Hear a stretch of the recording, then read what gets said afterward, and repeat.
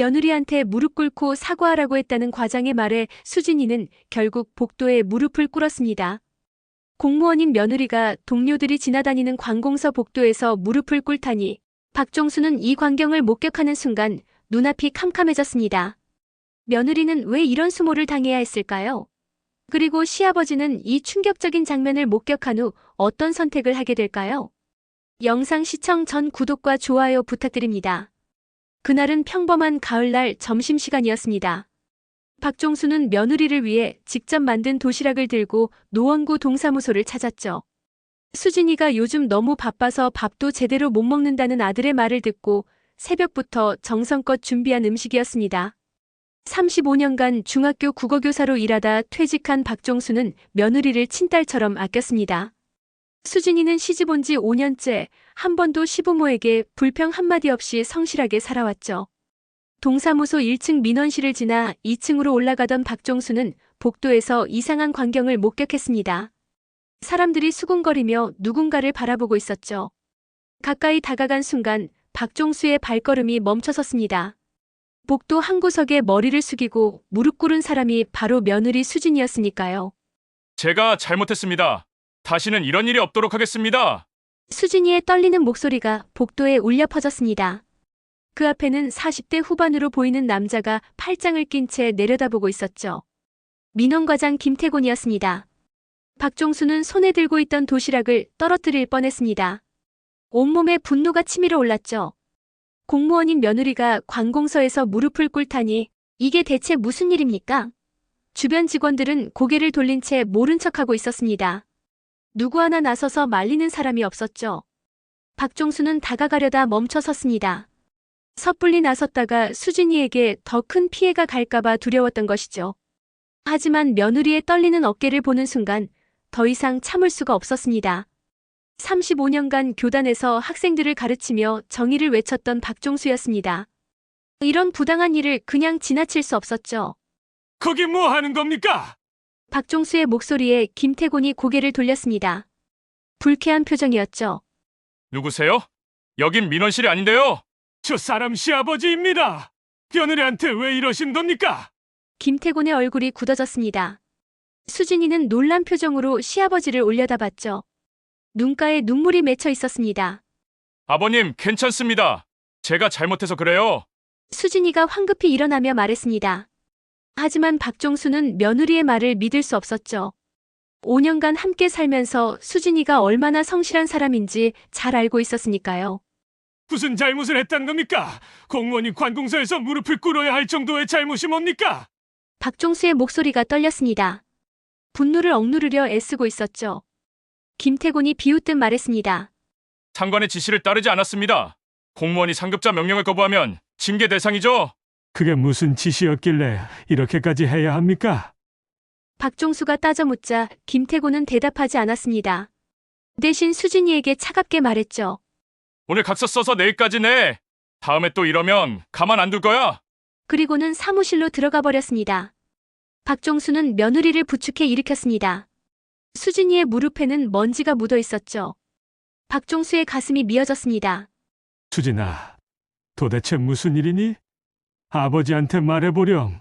하지만 수진이는 고개를 저었습니다. 눈물을 닦으며 괜찮다고만 반복했죠. 박종수는 며느리를 데리고 동사무소 밖으로 나왔습니다.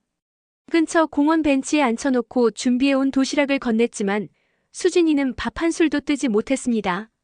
그날 저녁 박종수는 잠을 이루지 못했습니다. 며느리가 무릎 꿇던 모습이 계속 눈앞에 아른거렸죠. 아들 민준이에게 물어봐도 아내가 아무 말도 하지 않는다고 했습니다. 박종수는 결심했습니다. 며느리가 말하지 않는다면 직접 알아내야겠다고요. 박종수는 며느리가 왜 무릎을 꿇어야 했는지 알아내기로 결심했습니다. 며느리 수진이는 서울 노원구에서 태어나 자란 평범한 여성이었습니다. 대학에서 사회복지학을 전공하고 공무원 시험에 합격해 5년 전부터 노원구청 동사무소에서 일하고 있었죠. 성실하고 꼼꼼한 성격 덕분에 주민들 사이에서 평판이 좋았습니다. 결혼 후에도 시댁 식구들을 친정 부모처럼 모셨고 한 번도 불평하지 않았죠. 다음 날 아침 박종수는 동사무소 근처 카페에서 며느리를 기다렸습니다. 출근길에 잠깐 들르라고 했죠. 수진이가 들어왔을 때 얼굴이 많이 상해 있었습니다. 밤새 잠을 못 잔 게 분명했죠. 아버님, 왜 부르셨어요? 수진아, 어제 그 일 때문에 불렀어. 아버지한테 솔직하게 말해줄 수 있겠니? 수진이는 한참을 망설이다 입을 열었습니다. 떨리는 목소리였죠. 사실은 석 달 전부터 시작됐어요. 김태곤 과장님이 부임하시고 나서부터였습니다. 김태곤은 다른 구청에서 문제를 일으켜 좌천되듯 노원구청으로 왔다고 했습니다. 처음부터 직원들에게 반말을 하고 함부로 대했죠. 특히 젊은 여직원들에게 심했다고 합니다. 처음에는 커피 심부름이었어요. 하루에 5-6번씩 개인 커피를 사오라고 했죠. 업무 중에도 불쑥 부르셨습니다. 수진이는 참았습니다. 상급자의 부탁이니 어쩔 수 없다고 생각했죠. 하지만 요구는 점점 더 심해졌습니다. 주말에 과장님 댁 청소를 하라고 했어요. 공무원 업무가 아닌데도 거절할 수 없었습니다. 거절하면 인사평가에서 불이익을 주겠다고 협박했거든요. 박종수의 주먹이 부들부들 떨렸습니다. 하지만 참고 며느리의 이야기를 계속 들었죠. 한 달 전에는 과장님 아들 과외까지 시키려 했어요. 제가 사회복지 전공이라 아이들 가르치는 거 잘할 거라면서요. 주말마다 과장님 집에 가서 중학생 아들 공부를 봐주라는 겁니다. 이건 명백한 갑질이었습니다. 공무원의 업무 범위를 완전히 벗어난 부당한 요구였죠. 수진이는 그때 처음으로 거절했다고 합니다. 제가 안 되겠다고 말씀드렸어요. 가족도 있고 주말에는 쉬어야 한다고요. 그날부터 보복이 시작되었습니다. 김태곤은 수진이에게만 유독 힘든 업무를 몰아줬죠. 야근을 강요하고 다른 직원들 앞에서 공개적으로 모욕했습니다. 이 주사는 일도 제대로 못하냐. 이것도 모르고 공무원 한다고. 동료들 앞에서 이런 말을 서슴지 않았다고 합니다. 수진이는 매일 사무실에 가는 게 두려웠죠. 하지만 가족 걱정 때문에 참았습니다. 아들 민준이의 회사 형편이 좋지 않아 수진이의 월급이 가게에 중요했거든요. 그러다 어제 과장님이 개인적으로 은행 업무를 봐달라고 하셨어요. 과장님 어머니 통장 정리하러 은행에 같이 가자는 겁니다. 이건 정말 아니라고 생각했어요. 수진이는 업무 시간에 개인 일을 할 수 없다고 거절했습니다. 그러자 김태곤이 폭발했죠. 감히 내 말을 거역해. 내가 여기서 계속 일하고 싶으면 당장 무릎 꿇고 사과해. 복도에서 벌어진 일이었습니다. 주변에 다른 직원들도 있었죠. 수진이는 처음에는 거절했습니다. 하지만 김태곤이 계속 소리를 지르고 협박하자 결국 무릎을 꿇고 말았습니다. 징계 처리해서 잘라버릴 거야. 내가 여기서 못 버티게 만들어주겠어. 이런 말까지 들었다고 합니다. 수진이는 눈물을 흘리며 말했죠. 아버님, 제가 잘못한 건가요? 저는 그냥 공무원 일만 하고 싶었어요. 박종수는 며느리의 손을 꽉 잡았습니다. 마음이 아팠죠. 33년을 성실하게 살아온 며느리가 이런 수모를 당하다니요. 절대 내 잘못이 아니야. 그 사람이 잘못한 거지. 아버지가 꼭 해결해 줄게. 하지만 수진이는 고개를 저었습니다. 아버님, 괜히 일 키우지 마세요. 제가 그냥 참을게요. 아이도 있고 일자리를 잃을 수 없어요. 박종수는 가슴이 답답했습니다. 며느리는 부당함을 알면서도 참아야 한다고 생각하고 있었죠. 이게 과연 정의로운 사회인가요? 35년간 학생들에게 정의를 가르쳤던 교사로서 박종수는 참을 수 없었습니다. 그날 저녁 박종수는 아들 민준이를 불렀습니다. 며느리가 당한 일을 모두 이야기했죠. 민준이도 분노했지만 어쩔 수 없다는 반응이었습니다. 아버지, 공무원 사회가 원래 그래요. 상급자 말을 거역하면 밉보여서 승진도 못하고요. 박종수는 아들의 말에 더욱 화가 났습니다. 젊은 세대가 부당함을 당연하게 받아들이고 있다는 사실이 안타까웠죠. 이대로 두고 볼 수는 없었습니다. 박종수는 결심했습니다. 직접 김태곤을 만나 따져 묻기로요. 이틀 후 월요일 아침 박종수는 노원구청 동사무소를 다시 찾았습니다. 이번에는 도시락이 아니라 녹음기를 가방에 넣고 갔죠. 증거를 남겨야 한다고 생각했습니다. 민원실에 들러 김태곤 과장과의 면담을 신청했습니다. 무슨 민원이신데요? 민원실 직원이 물었습니다. 박종수는 조용히 대답했죠.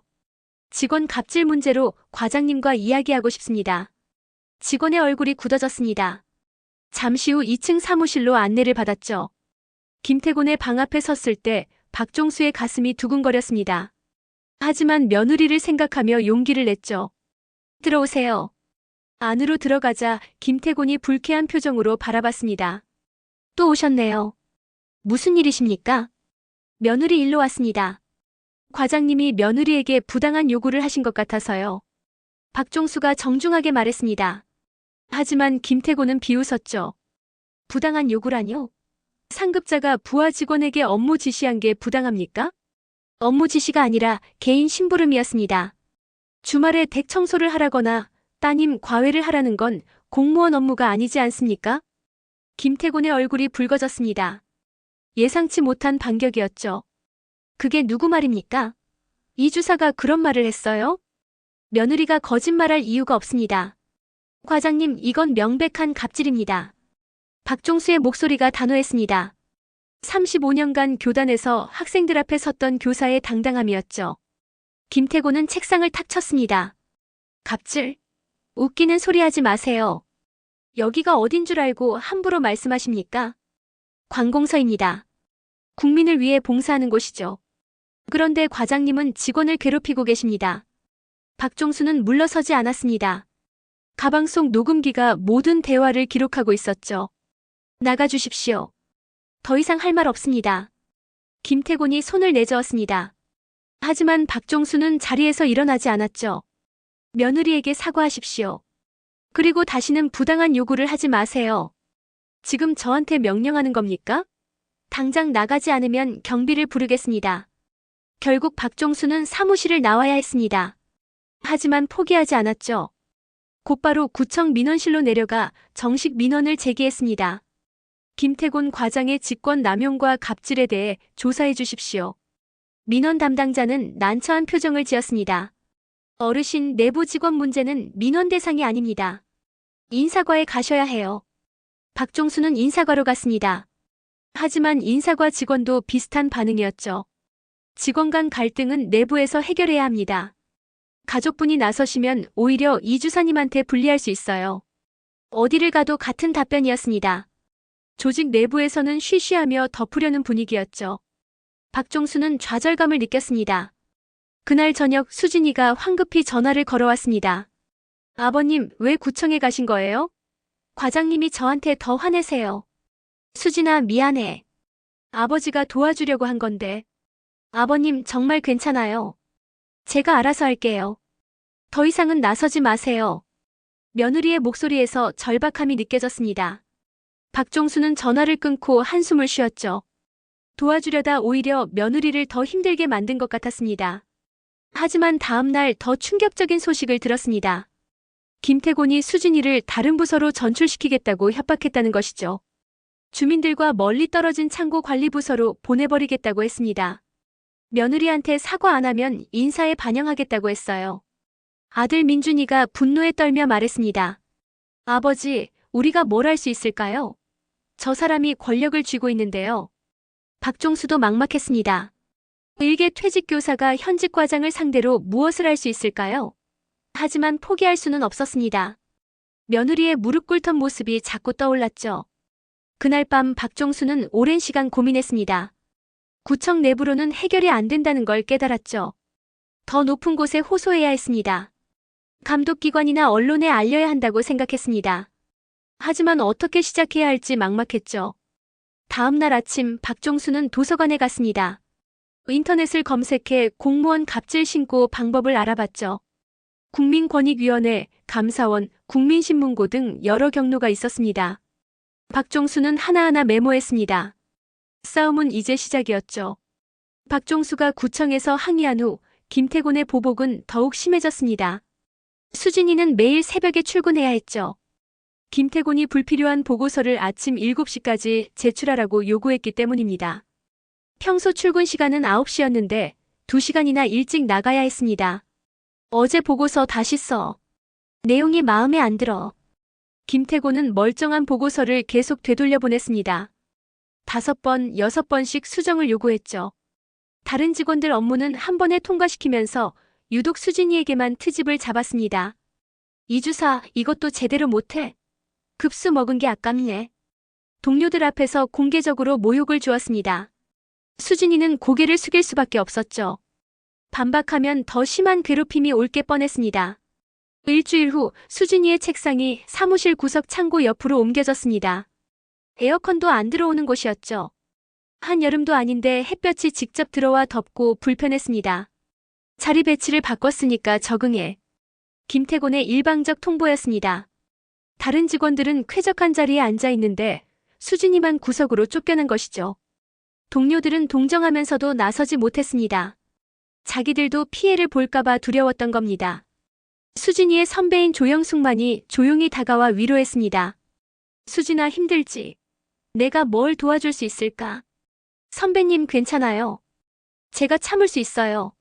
하지만 수진이의 얼굴은 날로 야위어 갔습니다.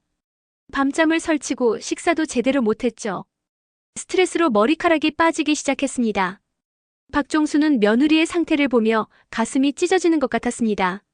자신이 나섰다가 오히려 상황을 악화시킨 것 같아 죄책감이 들었죠. 하지만 물러설 수는 없었습니다. 수진아, 이렇게 당하고만 있을 수는 없어. 우리가 함께 싸워야 해. 하지만 수진이는 고개를 저었습니다. 아버님, 제발 이제 그만하세요. 제가 그냥 참을게요. 며느리는 이미 포기한 상태였습니다. 싸워봤자 자신만 손해라고 생각하고 있었죠. 그러던 어느 날 더 충격적인 일이 벌어졌습니다. 김태곤이 수진이에게 허위 업무 보고를 강요한 것입니다. 실제로는 민원 처리가 지연됐는데 제때 처리했다고 보고서를 작성하라는 거였죠. 이거 이대로 보고하면 우리 팀 평가가 나빠져. 적당히 날짜 조작해서 올려. 이건 명백한 공문서 위조 교사였습니다. 수진이는 거절했죠. 과장님, 이건 안 됩니다. 허위 보고는 범죄예요. 김태곤의 얼굴이 일그러졌습니다. 넌 정말 끝까지 말을 안 듣는구나. 좋아, 이번에는 확실하게 처리하지. 다음 날 수진이는 인사과로 호출당했습니다. 김태곤이 수진이를 직무태만으로 징계 요청한 것이었죠. 허위 사실을 근거로 만들어낸 것이었습니다. 이 주사님, 업무 처리가 많이 지연되고 있다는 보고를 받았습니다. 설명해 주시겠어요? 인사과 직원이 차갑게 물었습니다.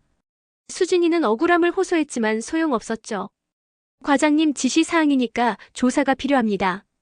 일주일 후 징계위원회가 열립니다. 수진이는 그날 저녁 집에 돌아와 주저앉아 울었습니다. 아무 잘못도 하지 않았는데 징계를 받게 생겼으니까요. 남편 민준이도 어찌할 바를 몰랐습니다. 박종수는 더 이상 참을 수 없었습니다. 이건 단순한 갑질이 아니라 조직적인 괴롭힘이었죠. 며느리의 인생을 파괴하려는 악의적 행위였습니다. 민준아, 아버지가 나서야겠다. 이대로는 안 돼. 아버지, 어떻게 하실 건데요? 더 높은 곳에 호소해야지. 청와대라도 가야겠어. 아들은 황당하다는 표정을 지었습니다. 청와대라니, 그게 가능한 일인가요? 하지만 박종수는 진지했습니다.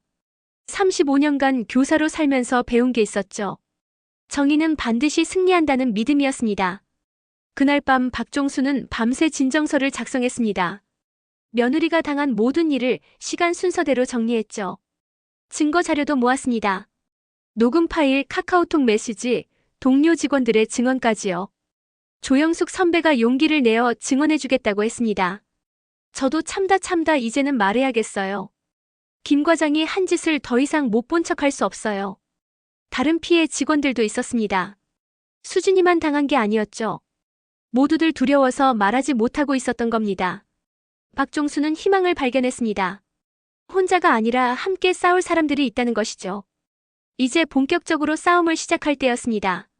며느리의 징계위원회를 사흘 앞둔 월요일 아침, 박종수는 청와대로 향했습니다. 새벽 5시에 일어나 준비한 진정서를 가방에 넣고 집을 나섰죠. 지하철을 3번이나 갈아타야 했습니다. 65세 노인에게 쉽지 않은 여정이었죠. 경복궁역에서 내려 청와대 방향으로 걸어갔습니다. 관광객들 사이로 섞여 걸으며 박종수는 긴장했습니다. 과연 자신의 목소리가 전달될까요? 하지만 포기할 수 없었죠. 며느리를 위해서라면 무엇이든 해야 했습니다. 청와대 인근 국민신문고 접수처에 도착했을 때는 아침 8시였습니다. 이미 몇몇 사람들이 줄을 서 있었죠. 박종수도 줄 끝에 섰습니다. 어떤 민원이신가요? 접수 담당 공무원이 친절하게 물었습니다. 젊은 여성이었죠. 공무원 갑질에 대해 진정하러 왔습니다. 며느리가 동사무소에서 부당한 대우를 받고 있습니다. 박종수는 준비한 서류를 꺼냈습니다. 30페이지가 넘는 진정서였죠. 며느리가 당한 일을 날짜별로 정리하고 증거 자료를 첨부했습니다. 교사 시절 글쓰기 능력이 빛을 발했죠. 공무원은 서류를 받아들며 놀란 표정을 지었습니다. 정말 자세하게 작성하셨네요. 이 정도면 감사원으로 넘어갈 가능성이 높습니다. 제발 도와주십시오. 며느리가 아무 잘못도 안 했는데 징계를 받게 생겼습니다. 박종수의 눈가에 눈물이 맺혔습니다. 접수 담당자도 안타까운 표정을 지었죠. 접수는 해드릴게요. 하지만 처리되기까지 시간이 걸립니다. 보통 한 달 정도 소요돼요. 한 달이요? 며느리 징계위원회가 이번 주 금요일입니다. 그때까지는 안 될까요? 급한 사안이면 긴급 처리를 요청할 수 있어요. 제가 위에 보고해 보겠습니다. 담당자는 박종수의 진정함에 마음이 움직인 것 같았습니다. 상급자에게 전화를 걸어 상황을 설명했죠. 한참 통화하더니 돌아왔습니다. 어르신, 오늘 오후에 담당 감사관이 연락드릴 거예요. 전화번호 남겨주세요. 박종수는 감사의 인사를 하고 접수처를 나왔습니다. 가슴이 두근거렸죠. 드디어 희망이 보이는 것 같았습니다. 집으로 돌아오는 길에 박종수는 언론사에도 제보하기로 마음먹었습니다. 한 곳에만 의지할 수 없었죠. 여러 경로로 알려야 한다고 생각했습니다. 오후 2시 박종수의 휴대전화가 울렸습니다. 여보세요, 박종수 선생님이십니까? 청와대 국민신문고 담당 감사관 정민호입니다. 네, 접니다. 박종수는 다급하게 대답했습니다. 감사관은 차분한 목소리로 말했죠. 진정서 내용을 확인했습니다. 사안이 심각해 보이네요. 증거 자료가 충분해서 조사를 시작하겠습니다. 정말입니까? 감사합니다. 며느리분 징계위원회가 금요일이라고 하셨죠? 그 전까지 예비조사를 마치도록 하겠습니다. 노원구청에 감사 공문을 발송하겠습니다. 박종수는 감격해서 눈물이 났습니다. 드디어 누군가 자신의 호소를 들어준 것이죠. 35년간 학생들에게 정의를 가르쳤던 교사로서 정의가 실현되는 순간을 목격하고 있었습니다. 전화를 끊고 박종수는 며느리에게 연락했습니다. 수진아, 아버지가 청와대에 다녀왔어. 감사원에서 조사한대. 아버님 정말요? 어떻게 그런 일이? 수진이의 목소리에 놀라움과 희망이 섞여 있었습니다. 그동안 절망하고 있던 며느리에게 처음으로 희망이 생긴 것이죠. 아버지를 믿어라. 꼭 이겨낼 거야. 그날 저녁 박종수는 방송사 시청자 제보 코너에도 사연을 보냈습니다. 공무원 갑질이라는 제목으로 모든 내용을 정리해서 보냈죠. 며느리가 무릎 꿇던 사진도 함께 첨부했습니다. 다음 날 아침 놀라운 일이 벌어졌습니다. 방송사에서 연락이 온 것이죠. 박종수 선생님, KBS 시사 프로그램 담당 PD입니다. 제보 내용을 확인했는데 취재하고 싶습니다. 언론이 움직이기 시작했습니다. PD는 그날 오후 박종수의 집을 찾아왔죠. 인터뷰를 진행하고 증거 자료를 확보했습니다. 조영숙 선배도 용기를 내어 인터뷰에 응했습니다. 김태곤 과장의 갑질은 일상적이었습니다. 여러 직원들이 피해를 받지만 말하지 못했어요. 다른 피해 직원들도 하나둘 입을 열기 시작했습니다. 수진이만의 문제가 아니었던 거죠. 조직적이고 만성적인 갑질이 밝혀지고 있었습니다. 목요일 저녁 뉴스에서 보도가 나갔습니다. 노원구청 공무원 갑질 논란, 감사원 조사 착수. 뉴스를 본 박종수는 울컥했습니다. 며느리의 억울함이 세상에 알려진 것이죠. 이제 김태곤은 피할 수 없을 겁니다. 정의가 승리하는 순간이 다가오고 있었습니다. 뉴스 보도가 나간 다음 날 금요일 아침 노원구청은 발칵 뒤집혔습니다. 감사원 조사팀이 예고 없이 들이닥친 것이죠. 4명의 감사관이 김태곤의 사무실을 봉쇄하고 컴퓨터와 서류를 압수했습니다. 무슨 일입니까? 감사를 받으려면 사전 통보를 해야 하는 거 아닙니까? 김태곤이 당황해서 소리쳤습니다. 하지만 감사관은 차갑게 대답했죠. 긴급 감사입니다. 증거인멸 우려가 있어서 예고 없이 진행합니다. 협조해 주십시오. 김태곤의 얼굴이 하얗게 질렸습니다. 사무실 안 직원들도 긴장한 표정이었죠. 수진이는 멀리서 그 광경을 지켜보며 믿을 수 없다는 표정을 지었습니다. 감사관들은 김태곤을 별도 공간으로 데려가 조사했습니다. 그리고 피해 직원들을 하나씩 불러 진술을 받았죠. 수진이도 조사를 받았습니다. 의 주사님, 김태곤 과장으로부터 받은 부당한 지시를 모두 말씀해 주세요. 처음에는 커피 심부름부터 시작됐습니다. 하루에 5번씩 개인 커피를 사오라고 했죠. 수진이는 그동안 참았던 모든 것을 털어놨습니다. 주말 청소 강요, 과외 요구, 개인 은행 업무까지요. 감사관은 꼼꼼히 기록했습니다. 증거 자료가 있습니까? 네, 카카오톡 메시지와 녹음 파일이 있습니다. 수진이가 제출한 증거들은 결정적이었습니다. 김태곤이 한 말들이 고스란히 기록되어 있었죠. 다른 피해 직원들도 비슷한 증언을 했습니다. 조영숙 선배도 용기를 내어 증언했습니다. 김 과장은 신입 여직원들에게 특히 심했습니다. 개인 심부름을 시키고 거절하면 인사불이익을 주겠다고 협박했어요. 또 다른 직원은 더 충격적인 증언을 했습니다. 저는 작년에 김 과장 때문에 우울증에 걸려 병가를 냈습니다. 매일 욕설과 모욕을 들었거든요. 피해자가 수진이만이 아니었던 것이죠. 적어도 5명의 직원이 김태곤으로부터 갑질을 당했습니다. 그중 2은 이미 퇴사했고 1명은 정신과 치료를 받고 있었죠. 감사관들은 김태곤의 컴퓨터에서 더 많은 증거를 발견했습니다. 업무 시간에 개인적인 쇼핑몰 운영 흔적, 허위 출장 보고서, 부하 직원 사적 동원 내역까지요. 특히 충격적이었던 건 수진이에게 허위 보고서 작성을 강요한 카카오톡 메시지였습니다. 이거 날짜 조작해서 올려. 우리 팀 평가 나빠지면 네 책임이야. 이건 명백한 공문서 위조 교사였습니다. 형사처벌 대상이었죠. 감사관은 즉시 검찰에 통보했습니다. 오후에는 언론 취재가 이어졌습니다. 방송사 카메라가 구청 앞에 진을 쳤죠. 저녁 뉴스 시간에 대대적으로 보도될 예정이었습니다. 박종수는 뉴스 카메라 앞에 섰습니다. 며느리가 아무 잘못도 하지 않았는데 무릎을 꿇어야 했습니다. 이게 공무원 사회의 현실입니까? 박종수의 울먹이는 목소리가 전파를 탔습니다. 시청자들의 공분이 쏟아졌죠. 인터넷에서는 김태곤을 규탄하는 글이 쏟아졌습니다. 공무원 갑질 처벌 강화해야 한다. 저런 사람이 과장이라니 부끄럽다. 여론이 들끓었습니다. 구청장도 긴급 기자회견을 열었죠. 김태곤 과장을 즉시 직위 해제하고 징계 절차를 밟겠습니다. 피해 직원들에게 사과드립니다. 구청장의 사과에도 불구하고 비판은 계속됐습니다. 왜 진작 몰랐느냐는 질타가 쏟아졌죠. 조직 차원에서 묵인한 것 아니냐는 의혹도 제기됐습니다. 저녁 뉴스에서는 전문가 인터뷰도 나왔습니다. 공무원 사회의 위계 문화가 문제입니다. 상급자의 부당한 지시를 거절할 수 없는 구조죠. 내부 고발 시스템이 제대로 작동하지 않습니다. 피해자들이 신고해도 오히려 불이익을 당하는 경우가 많아요. 사회적 공론화가 이루어지고 있었습니다. 단순히 김태곤 개인의 문제가 아니라 시스템의 문제라는 인식이 확산됐죠. 한편 김태곤은 변호사를 선임해 반박했습니다. 저는 정당한 업무 지시를 했을 뿐입니다.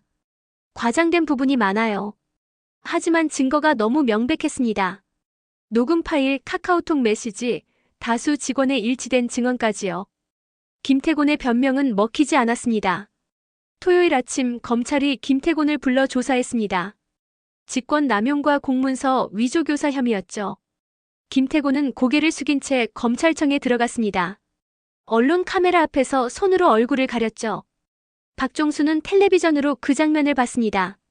며느리를 무릎 꿇게 했던 남자가 이제는 고개를 숙이고 있었죠. 정의가 승리하는 순간이었습니다. 박종수는 며느리에게 전화를 걸었습니다. 수진아, 이제 괜찮을 거야. 아버지가 약속하마. 수진이는 전화기 너머로 울고 있었습니다. 기쁨의 눈물이었죠. 월요일 아침 노원구청 징계위원회가 열렸습니다. 하지만 징계 대상은 수진이가 아니라 김태곤이었죠. 상황이 완전히 역전된 것입니다. 감사원 조사 결과가 징계위원회에 제출됐습니다. 징계위원장이 조사 결과를 낭독했습니다. 김태곤 과장은 직권을 남용해 부하 직원들에게 사적 심부름을 시켰습니다. 주말 가사 노동 강요, 자녀 과외 요구, 개인 은행 업무 동원 등이 확인됐습니다. 김태곤은 고개를 숙이고 앉아 있었습니다. 변명의 여지가 없었죠. 또한 이수진 주사에게 허위 보고서 작성을 강요했습니다. 이는 공문서 위조 교사에 해당합니다. 거절한 이수진 주사를 보복성 징계로 몰아간 정황도 드러났습니다. 징계위원회는 만장일치로 결정했습니다. 김태곤 과장을 파면 처분합니다. 파면은 공무원이 받을 수 있는 가장 무거운 징계였습니다. 퇴직금도 삭감되고 재취업에도 큰 불이익이 따르죠. 김태곤의 공직 생활은 그렇게 끝났습니다. 하지만 끝이 아니었습니다. 검찰 수사가 진행되고 있었으니까요. 김태곤은 직권남용, 강요, 공문서 위조 교사 등의 혐의로 기소됐습니다. 법원은 구속영장을 발부했죠. 증거인멸과 도주 우려가 있습니다. 김태곤은 법정에서 눈물을 흘리며 선처를 호소했습니다. 제가 잘못했습니다. 가족이 있습니다. 기회를 주십시오. 하지만 판사는 엄정했습니다. 피고인은 공직자로서 권한을 남용해 여러 직원에게 고통을 주었습니다. 반성의 기미도 보이지 않았죠. 엄벌이 필요합니다. 1심 선고에서 김태곤은 징역 1년 6개월을 선고받았습니다. 법정 구속됐죠. 김태곤은 법정에서 고개를 떨구고 눈물을 흘렸습니다. 항소하겠습니다. 변호사가 외쳤지만 소용없었습니다. 김태곤은 곧바로 교도소로 이송됐죠. 며느리를 무릎 꿇게 했던 남자가 이제는 죄수복을 입게 된 것입니다. 한편 구청에서는 피해자들에 대한 복구 조치가 이루어졌습니다. 수진이는 원래 자리로 돌아왔죠. 오히려 김태곤이 앉았던 과장 자리에 승진 제안을 받았습니다. 이수진 주사님, 민원과장으로 승진하시는 게 어떻습니까? 하지만 수진이는 정중히 거절했습니다. 아직 제가 부족합니다. 지금 자리에서 최선을 다하겠습니다. 수진이는 욕심내지 않았습니다.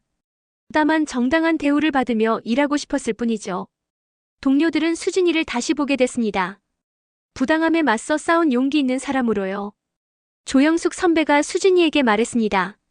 내가 용기를 내서 우리도 변화할 수 있었어. 고마워. 다른 직원들도 하나둘 감사를 표했습니다. 김태곤 때문에 억눌려 있던 분위기가 밝아졌죠. 사무실에 웃음소리가 돌아왔습니다. 구청장은 재발 방지 대책을 발표했습니다. 앞으로 갑질 신고센터를 설치하겠습니다. 익명 신고도 가능하게 하고 신고자 보호 장치도 마련하겠습니다. 제도적 개선이 이루어지기 시작했습니다. 수진이 사건이 계기가 된 것이죠. 언론에서도 긍정적으로 평가했습니다. 한 시민의 용기가 조직 문화를 바꿨습니다. 공무원 갑질 근절의 신호탄이 될 것입니다. 박종수는 며느리와 함께 기자회견에 참석했습니다. 많은 기자들이 질문을 쏟아냈죠. 어떻게 청와대까지 가실 생각을 하셨습니까? 박종수는 담담하게 대답했습니다. 며느리가 무릎 꿇은 모습을 보고 참을 수 없었습니다. 정의를 위해 싸워야 한다고 생각했죠. 35년간 학생들에게 가르쳤던 가치를 실천한 것뿐입니다. 박종수의 말에 기자들이 박수를 쳤습니다. 수진이는 시아버지의 손을 꼭 잡았죠. 눈물이 흘렀습니다. 아버님 정말 감사합니다. 아버님이 아니었다면 전 포기했을 거예요. 아니야, 수진아. 내가 끝까지 견뎌준 덕분이야. 내 용기가 세상을 바꾼 거야. 그날 저녁 가족들이 모두 모여 식사를 했습니다. 오랜만에 밝은 표정들이었죠. 남편 민준이가 아내를 꼭 안아주었습니다. 여보, 정말 수고 많았어. 이제 행복하게 살자. 시련은 끝났습니다. 이제 새로운 시작이었죠. 정의는 더디지만 결국 승리한다는 것을 증명한 시간이었습니다. 박종수는 며느리의 밝은 얼굴을 보며 흐뭇하게 웃었습니다. 용기를 낸 보람이 있었죠.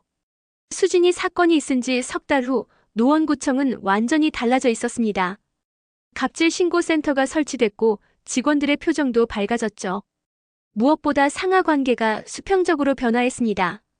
과장들이 직원들에게 함부로 대하지 못하게 됐으니까요. 수진이는 이전보다 더 열심히 일했습니다.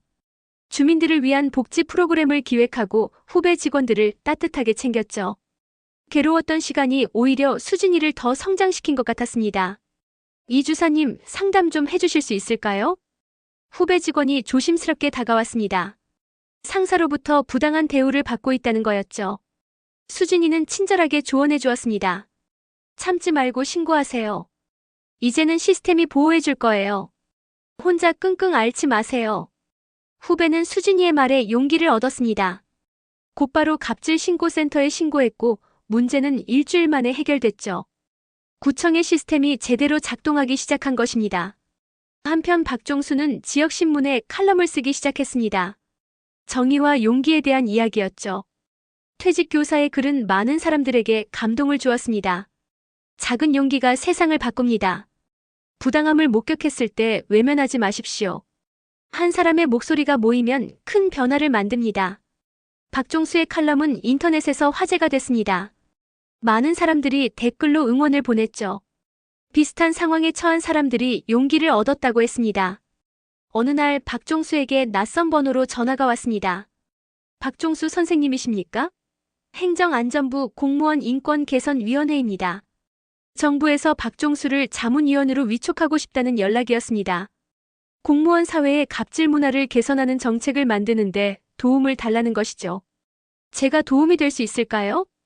선생님의 경험과 실천이 필요합니다. 현장의 목소리를 정책에 반영하고 싶습니다. 박종수는 수락했습니다.